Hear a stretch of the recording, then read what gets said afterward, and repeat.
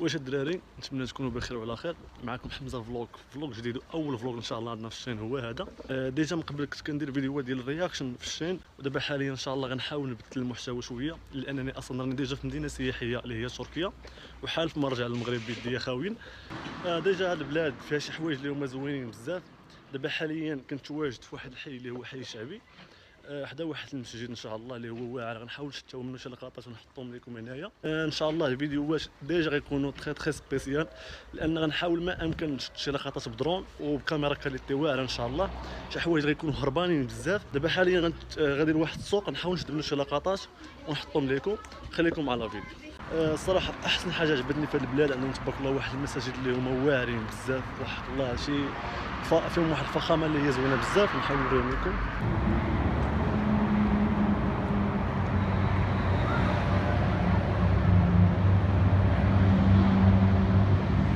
احسن حاجه اللي عجبتني هنايا هي عندنا البلاصه اللي تبداو فيها الدنيا هنا الفوق. داكشي واعر الصراحه بزاف تبارك الله. كاين الصراحه اللي في التصميم حطيت شي عرف يفكر عند واحد التفكير اللي هو واعر. هنا ديجا هنا فين كيتوضاو داكشي واعر. هنا كاين الماء السخون وكاين الماء البارد، شي حاجه اللي واعره بزاف.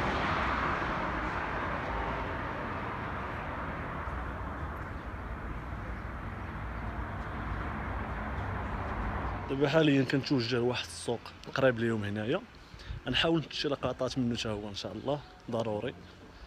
الا دابا باقي وصلنا للسوق ديالنا، نخليكم واحد التصويره في الدخله ديالو كي داير.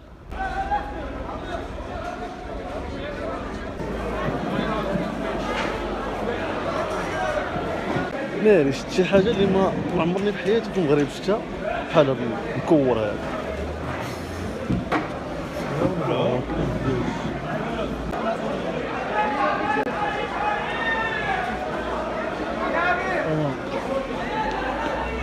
حتى واحد اللعيبه ملي كنت في المغرب كنت كنشوفها في طومونجيري، اليوم غادي نجربها هنايا. اوبا